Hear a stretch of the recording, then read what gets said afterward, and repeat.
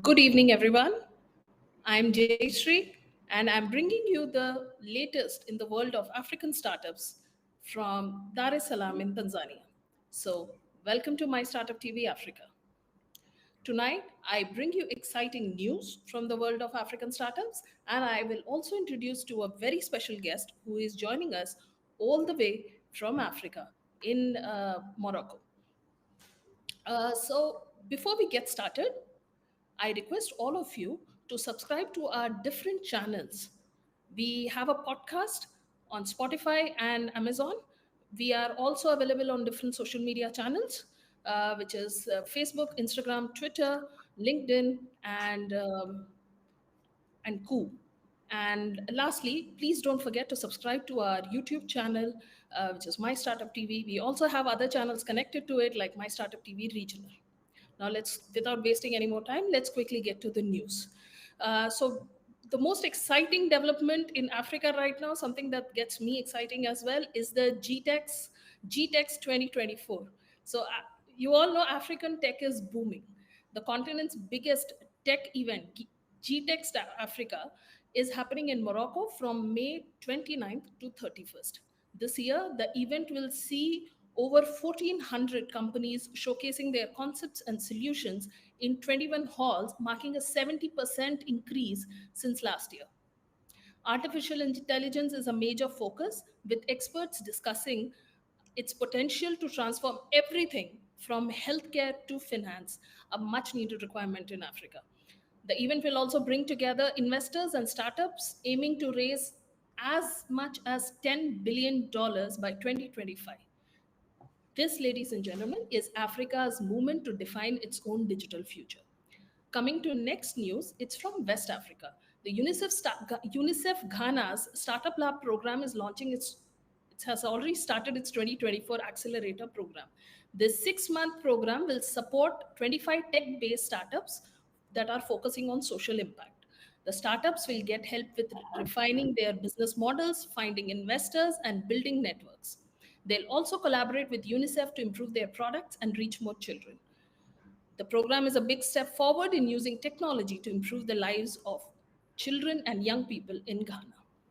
And in last news, according to a report, Francophone Africa is the only African region to demonstrate year-on-year growth in numbers of deals and investor participations in 2023.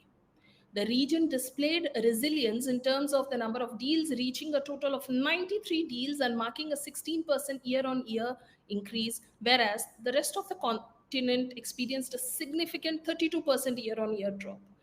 This now accounts for 20% of the continent's total deals, up from 12% in 2022. Now, interestingly, our guest this evening is also someone who is an expert in the field of startups investments in Francophone Africa. I have the pleasure of introducing Mr. Ali Kettani, the founder and managing director of Athena Africa Ventures, a private investment bank operating out of Casablanca and Paris. But to give you more information about this, I will have Ali on the show itself. Welcome to our show, Ali. Hi, Jayasri. Thank you very much for having me. It's a pleasure. Fantastic. Before we get started, please tell our audiences about Athena Africa Ventures, and I will quickly get to all the questions. Yes. First of all, thank you for a broad introduction, and you gave the actual background of what's going on, especially the excitement around the fact that GITEX Africa is coming to Marrakesh in Morocco for the second consecutive year next week. So this is very exciting for us. The second thing, I will quickly introduce Athena Africa Partners. We are a boutique investment bank. Our history comes from private equity, but in recent years, we are pivoting quite intensively to venture capital and technology. It's part of our DNA. I'm personally an engineer. Some of my partners are also engineers as well. And clearly, there's a bigger momentum, as you mentioned, generally for the continent, but up until recently, and you've mentioned the number of growth from 12% to 20% in Francophone Africa. There's really two Africas up until recently. There's the Anglophone Africa, obviously South Africa, but also Nigeria, Kenya, and Egypt, who were capturing the lion's share of the VC investment in the continent, to the tune of, as you said, 12%. It means that 88% would go to Anglophone countries. And the growth that you're seeing now is merely catching up of Francophone countries, North Africa and Western Africa primarily. Reason being that there's a cultural gap, obviously, and there's a network gap in the sense that from Anglophone countries, you have a diaspora that is very much invested in the United States, and Anglophone countries, so UK, Canada, and the United States. So culturally speaking, a much more mature knowledge and familiarity with the venture capital, with technology, with the startup ecosystem as a whole, as opposed or as compared to Francophone Africa, where the relationships are more European, with France, with Germany, and therefore there was a catching up to do, which we are doing as much as we can, so that this culture of entrepreneurship, culture of technology, culture of venture capital, also from the financial side, is slowly but gradually catching up. And this is what we do. So Athena Africa, as I said, we started primarily from PE. We are now very much invested in the VC space because we see on the two sides. We see on the side of the entrepreneurs that more and more young scientists or entrepreneurs in general, especially in certain fundamental sectors like agriculture and health and education, are jumping on the bandwagon of VC, are taking their courage and going to seek funds, taking their courage and raising friends and family fund to start a company around their idea. And the ecosystem as a whole, with the help of some incubators, with the help of some governments, the ecosystem as a whole is invested in that sense. So we have more entrepreneurs on one side, and obviously on the other side, the international VC funds and also some local VC funds, I will talk about that in a minute, are also catching up and also looking for the local gems, whether in Senegal, in Morocco, in Tunisia, in Côte d'Ivoire, and all the region. And they do find those gems. They do find people that are actively thinking about mobility, thinking about energy, thinking about healthcare, thinking about fintech, obviously. But it has been a little bit slower than Anglophone Africa. But with our help, we're trying to catch up as quickly as possible. And clearly, an event like GITEX helps a lot in this regard. So what do we do specifically? We do really two things. We are building a platform that is called Tech Ventures Africa. And that platform has an objective of not only nurturing local startups in various countries in Northern and Western Africa, but also helping international startups who, for any good reason, haven't come to the continent yet because it's not been their priority. What we're telling them is that with their solution, whether they come from Brazil or Canada or Spain or elsewhere, we tell them, look, we've looked into your solution and we believe there are off-takers in our countries. We believe there's potential. Maybe because you're addressing your priority markets, you haven't had the time or the priority to come to our countries, but we are here as a platform to help you build up your company in Africa, with Morocco as a hub, but potentially in Senegal or Côte d'Ivoire as well, and Ghana. And we are going to find you not just the markets, let's say an agri-tech, for instance, who deals with water or who deals with the culture's preservation or protection. We will tell them, look, we can identify for you your best partners on the commercial side, but also some local partners, so local investors who can invest locally with you in your subsidiary, so you can develop your business without that taking too much of your bandwidth, so you can continue growing your natural markets, whether in Canada or Germany or whatever, but we will give you some resources, commercial resources, technical resources, and financial resources locally, so that you can build up your subsidiary in Dakar tomorrow, and we will help you penetrate the local ecosystem. We will help you talk to the people who will use your solution, and we will Mhm. interest the local stakeholders, especially on the financial side, on the investment side, into your solution. So it's really a two-way street whereby we help local startups not just develop domestically but also be connected to the rest of the world, because today the beauty of technology is that there are no borders. If somebody has a great idea out of Abidjan in Cote d'Ivoire, well, maybe that idea is very relevant to somebody in Mexico or in Brazil. So that's our job, is to help African startups get into the world and to have world or global startups coming to Africa, because without somebody like ourselves on the ground, it seems to them more complicated, maybe on the regulatory side or maybe on the commercial side. They have maybe the language also. We are talking about Francophone Africa. Let's say you have a startup in the US or in Italy, and perhaps they don't speak French, or they think it's difficult to get into Cote d'Ivoire. And our job is to make it a lot easier. So that's what we do. And obviously, as I said, there are more and more VC funds, some of them local, and that's the good news. We have, at least in Morocco, a very strong push by the government and by the private financial services sector, a big push with some grants and with some government money that's coming into the tech world, so that we can do this job, so that we can become a good destination for startups, obviously, that are not here, and of course a big boost to the local startups. And of course, we have a lot of funds, VC funds, who have perhaps neglected our region for a long time, but that are now looking for opportunities, regardless of the language, regardless of the borders. That's a fantastic in update about the situation of entrepreneurship in Francophone Africa. I always believe that the identification of Africa as one huge digital entity, it cannot be completed if Francophone Africa is left behind.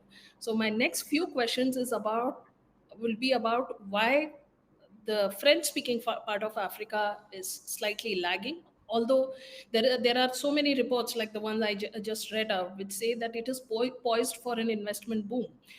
So, Ali, please tell me, what do you think of the Death Valley concept? What is happening there from the early seed stage? What is happening with Yes. that Yes, stage? very good question. Just to complete on your point about why Francophone Africa has been lagging, look at, for instance, the fintech space. Fintech space has literally exploded in a lot of countries, in Kenya, as you know, in Nigeria, everywhere else, because the regulatory framework was very much inspired by Anglophone systems, UK and the US, so therefore much more flexible. If you look at Francophone Africa, the regulatory framework, the banking system are very much inspired by the French system, and it's very hard to penetrate that framework if you're a startup. So that has created some of the lag in one of the biggest segments, which is fintech. But there are other limitations. One of them has to do with education, had to do with how much in the higher studies in our countries, entrepreneurship is considered a value, a positive value, as compared to finding a good job or getting into a bigger company, a tech company or an IT company and whatnot. So that mindset is gradually changing, thanks to a push from not just the Anglophone world, but also the Mid Eastern world, where you will have funds from the Middle East who are very much into that American or so Silicon Valley type of mindset, which is inspiring our young entrepreneurs, male and female, to get into that. Now, about the Death Valley, it's a little bit out of experience that what we're seeing is that a lot of entrepreneurs manage to start their idea and manage to fund it with friends and family and their own time and their own investment, which is something that is sort of the pre-seed phase, where you can value this kind of investment as something that they can do. But they reach a point where they need money to get to the market. They need money to establish their pathway to revenue generation. proving their models, talking to the stakeholders. If they're building a solution for logistics, they have to get into the main logistics player, which they don't necessarily have the network for. So there are some limitations that are due to the social network or the entrepreneurship network in any country. And it's fairly similar when you go to Senegal or Cote d'Ivoire or Tunisia or Morocco. It's very much the same. There's a question of access, and there's a question of getting to that point where the model is sustainable and the model is proven to the main stakeholders. And this is where they have a problem, because they've invested as much as they could, again, with their own resources, friends, family, what they call love money, and their time. And then to get to the next level, there's a hurdle where they need to continue investing. We're talking about pre-seed money, so we're talking about amounts anywhere between $100,000 and $300,000.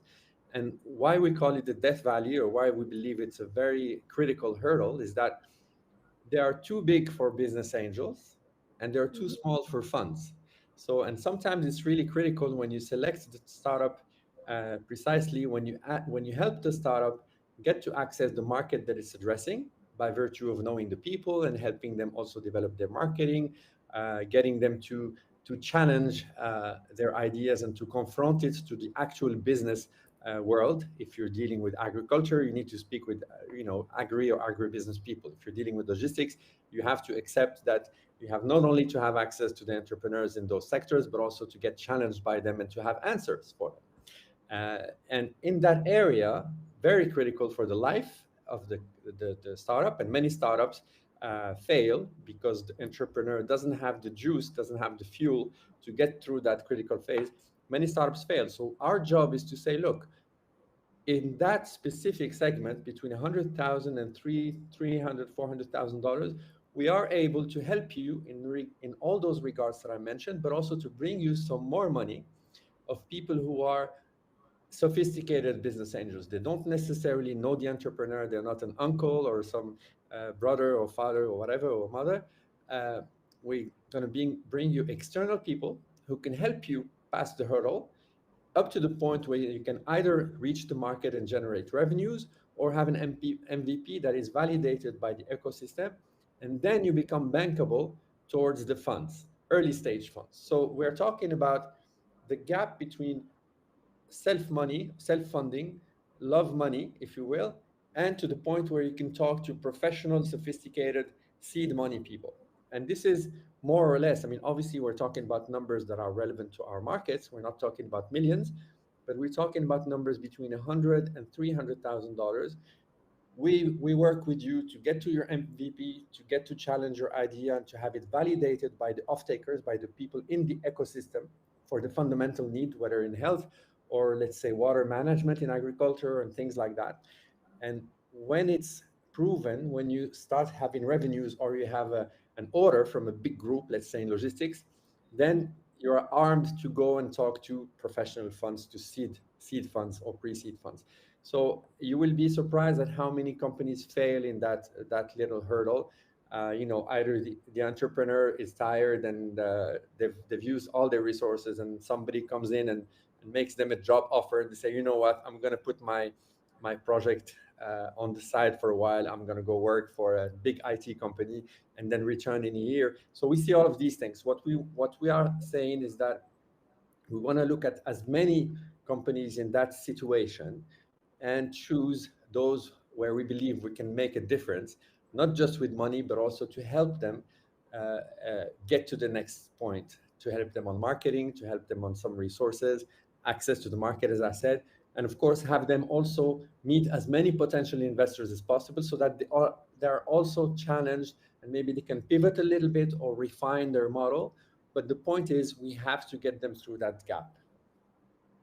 Fantastic. You make an excellent point about potential investors, and a minute ago you also spoke about how the modern world has changed and how there are no borders now. The access to resources is a lot more easier now. So, in your opinion, how do you think, say, developing economies like India or Mexico, like you mentioned, Yes. how can they support ecosystems in Africa? Like the French speaking part of Africa, how can these developing economy ecosystems support each other? Yes, thank you for that very interesting question. First of all, we have to get over the hurdle of the language and the culture. And this, obviously, we speak in Morocco, we speak four languages: we speak Arabic, obviously, French, and many a time Spanish and English. So we are open to talking to pretty much players from all over the world. That's one. Second, I believe that culturally speaking, and I will give you an example in a minute. Culturally speaking, we are much closer to places like Mexico and Brazil than we are to Germany. Why? Because the social fabric is similar. We have social disparities, obviously, economic disparities, the fundamental needs. And remember, most of the projects that we look at have to find a solution to a real problem in the real world. If we're talking about health, it's access, it's making it easier to do diagnosis, making it easier to access to some medication and so on. If we're talking about agriculture, it's making it easier to improve the yields, even if you're a small farmer, to save water, to have better crops, to have better productivity. So we are dealing with actual problems. So what is important for us is to have those fundamental problems who will be very similar if you look at Brazil or Mexico. Okay, maybe not so much the US or developed countries in general, but those investors, those entrepreneurs in those countries will have met the same issues and will have had some solutions to those issues. So it's very easy for us to show similarities and to show that they would be a lot much more familiar with our markets than they might have thought before. So part of our job is to say, and actually I was speaking with the doctor in Mexico yesterday, and told him, look, we have a project dealing with the patient experience in clinics, in private hospitals and clinics. And he underlined the fact that in Mexico, you have to have a very close care to the not only the patient, but the families, because that's how the society works.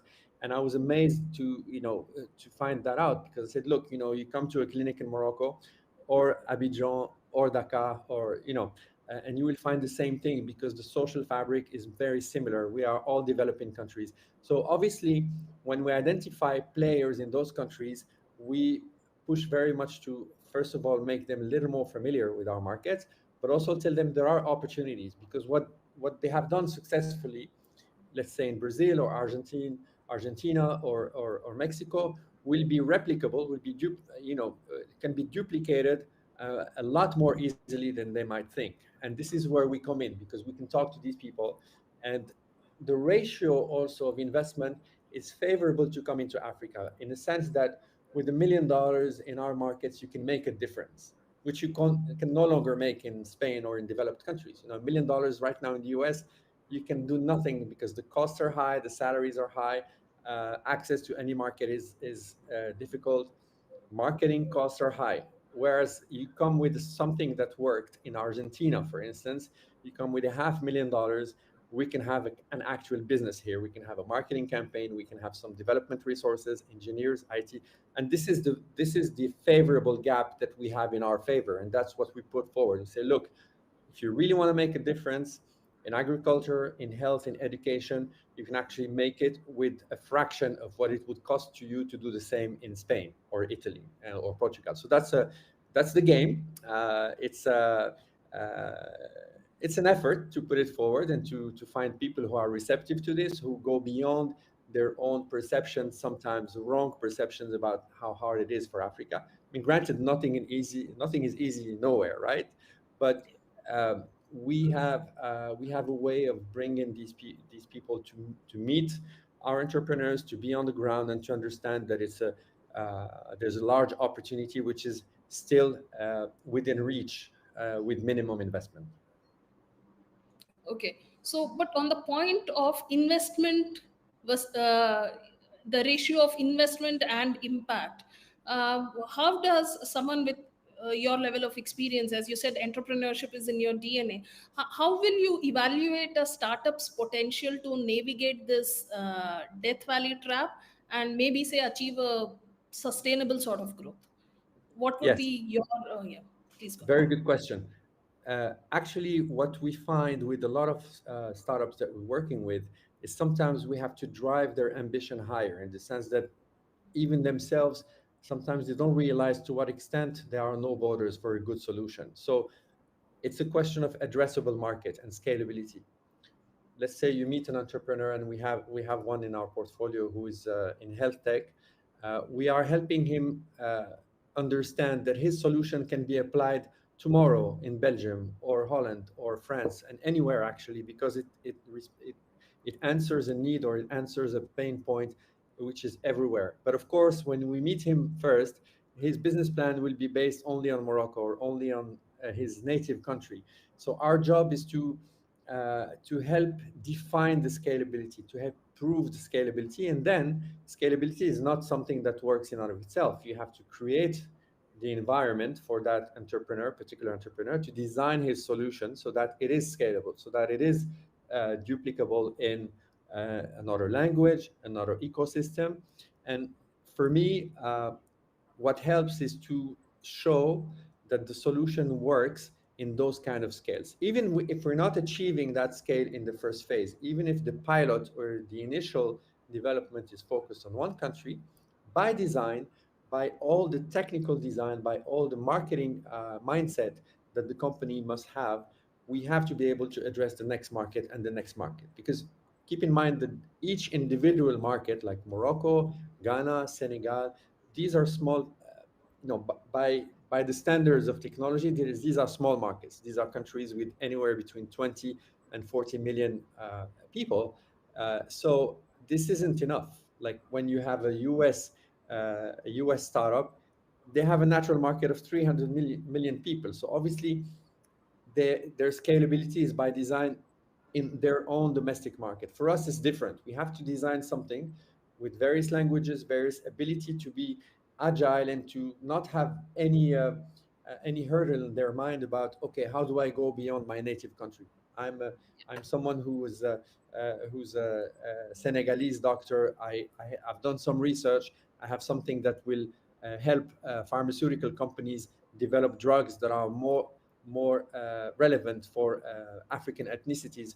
Well, in fact, I have to speak not only to the major pharmaceutical labs globally, but I have to prove to them that this is something that can be applied to maybe 20 or 30 countries. So this is the kind of mindset that we can bring to the startup, because we're a little bit older and we have a global vision, if you will, not only for the continent but for the world. So we can connect those dots so that the ambition and the design of the project becomes scalable by nature, by design. Wonder, is it how hard or easy is it to work with different governments when you speak of a global impact or a global network and a global vision? With different governments, you said? With different governments in different parts of Africa, you speak about a Well, product that has. Please yeah. go on. Well, two things there. First of all of the governments in our countries, they want two things. They want to create jobs, and they want to stem the brain drain. They want to stem the brain drain, meaning the engineers, the inventors, the entrepreneurs have to be able to stay in their original countries. They're also looking to bring back some of the diaspora who have garnered some experience abroad, and bring them to help. Especially, this is especially true in the field of health, okay, and IT, obviously. But the IT is across the board. IT is just a tool, so it's across the board. So the governments want to do that. That's the first thing they want to do. So stem the brain drain and attract diaspora. The second thing is, even if they're not investing directly, all the governments, at least the ones that we're working with, they're working on grant schemes, on any kind of schemes that support the growth of the tech ecosystem. They cannot avoid it now.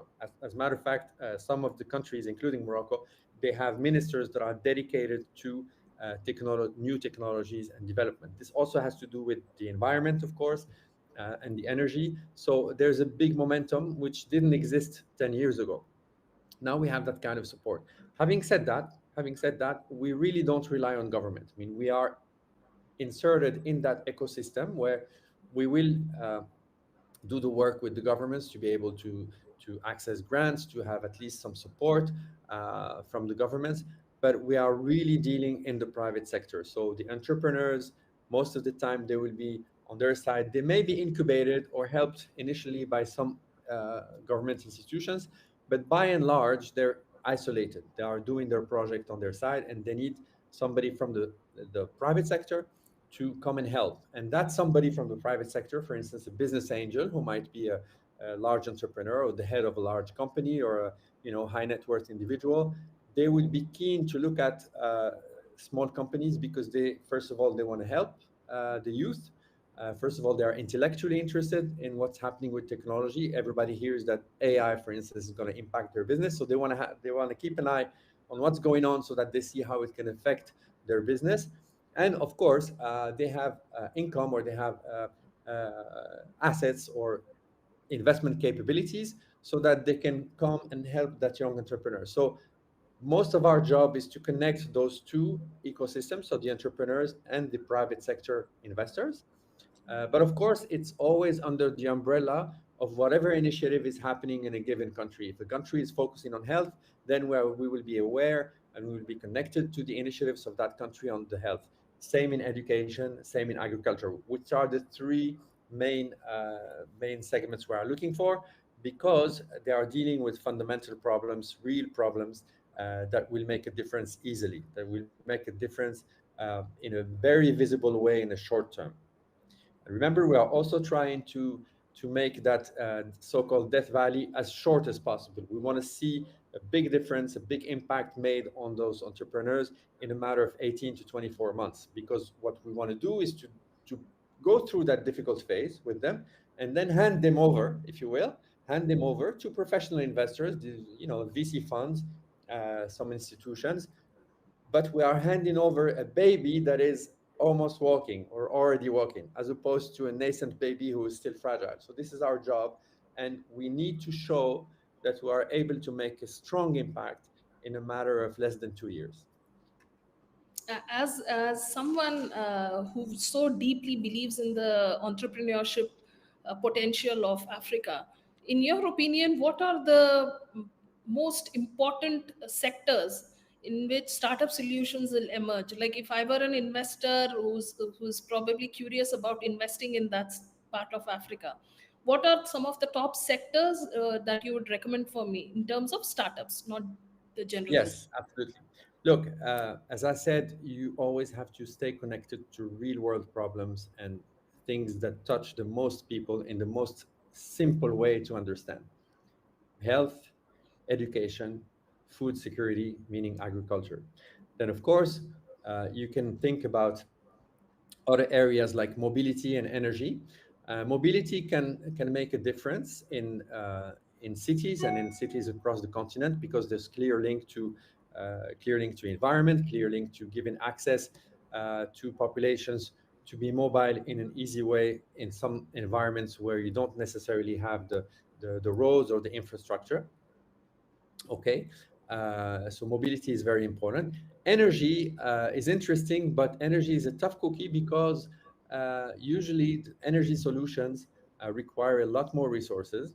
Although we have seen exceptions, we are working with a company in Côte d'Ivoire who is actually providing internet access uh, through through street lights in off-grid areas. So typically, this is somebody who came up with a great idea to say, look, in remote areas who are off the grid or underserved in terms of energy, I'm going to bring light through solar and use that particular energy that I'm capturing to provide Wi-Fi or internet routers. So that he's solving two problems at the same time. This is brilliant. So typically, in the energy, in order to do it in a relatively small scale, the kind of scale that we address, it has to be very creative and very niche, if you will.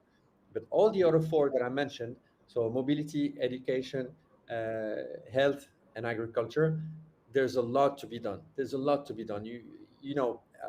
You would compare productivity of a land in Morocco, which is just south of Spain, in a specific crop. Okay, let's say tomatoes. Okay, you will maybe tomatoes is not a good example because we've made a lot of progress. But let's say a similar culture in Morocco and in Spain, you will have a factor of 2 or 3 of productivity of that land.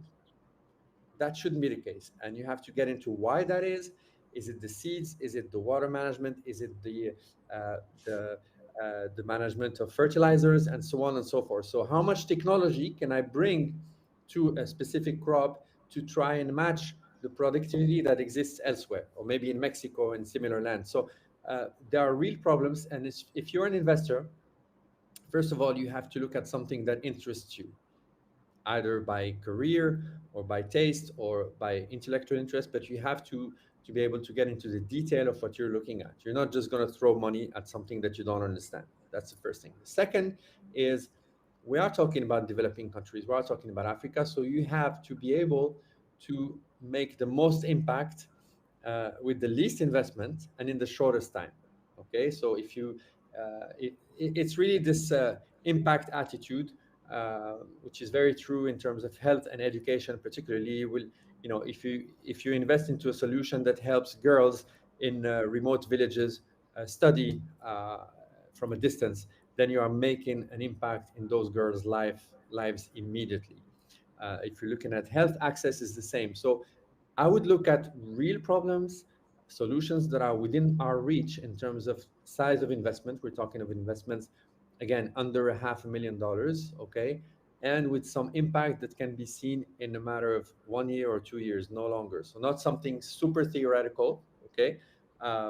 We do have projects in healthcare that have to do with research and super sophisticated type of research in diabetes, in cardiac diagnosis, and so on. But if I'm an investor, if I'm a private investor looking at Africa, maybe some Indian investors who want to to set foot in our region, I would deal with fundamental issues that can be solved in a manner that I can understand and that I can see in the short term. Makes sense. That makes sense.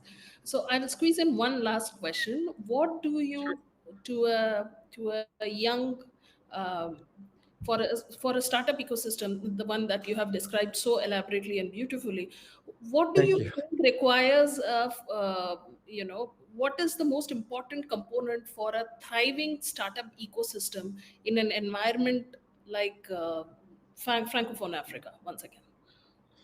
Well, first of all, I think the entrepreneurs have to be extremely focused and extremely passionate about their solution. They have to have a very strong and deep reason of why they want to do what they're doing. Either their family is a family of farmers and they want to see some improvement, or they come from a village where healthcare or education are need to be improved, and they are passionate about it. That's the first thing. The second thing is the openness of the entrepreneur to talk to others. There is nothing you can do on your own. You have to talk to the stakeholders. You have to be able to talk to people who can help you, whether your teachers, your mentors, people like ourselves who come in to help, the investors, the entrepreneurs. You have to get in the game of talking about your solution and trying to refine it and understand and be listening to the input that people are giving you, to refine it and understand how you can go quicker, how you can make your solution much more relevant to the market you want to address. And the third thing I would say is ambition. Is if you're focused, if you invest yourself, insert yourself in the ecosystem, you have to aim high, because we are today, thank God, in an environment where borders don't matter anymore. But there are people who can help you take your solution from your original country to the next one, to the next one, to the next one. This is what made the success of the big startups or the big companies that we know today. But we don't have that mindset in our education, in our culture. However, you take a small entrepreneur in Texas, he will spend, or he or she will spend 6 months or 1 year in their business. As soon as the business starts working, they say, "Oh, I want to go global, or I want to go to all 50 states, and then I want to go global." And they get to that point extremely quickly. And this is something that we have to help our entrepreneurs get into that mindset of saying, okay, I need to be super focused. I need to build something that works. But as soon as it works, I am no longer a scientist. I'm no longer just an IT guy or an engineer. I am a businessman or businesswoman who can actually take my solution and go and sell it in the next country, and in the next one, in the next one. In Africa, we are halfway. We have countries that share a lot. either the language, either economic area, like YMU, it's the West African states. They have a common economy, a common currency, and so on. So it's halfway. It's not exactly the United States, but it's not an isolation either. So if you are out of Morocco, or out of Senegal, or out of Cameroon, there's an area that is fairly naturally accessible to you. But you have to want it. You have to have that kind of ambition. That's actually quite an exciting vision for the future, and I sincerely hope that every aspiring entrepreneur who's listening to you right now takes a leaf out of your book and finds some motivation there. Ali Kettani, thank you so much for your insightful perspective and expertise on the investment landscape in Francophone Africa. We wish you and Athena Africa Partners continued success and Thank fostering a you. vibrant ecosystem for African partners. And to our viewers, please do not forget to subscribe to our channel. We, as I mentioned earlier, we also do podcasts on Spotify and Amazon channels, and we also are available on all the social media networks. So please don't forget to subscribe to us and stay tuned to us for more inspiring stories and innovations, solutions that are shaping Africa's future. Right here on My Startup TV Africa, on behalf of my entire team, I wish you all a pleasant evening.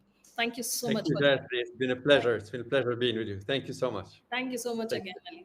Ali. Bye bye. Bye.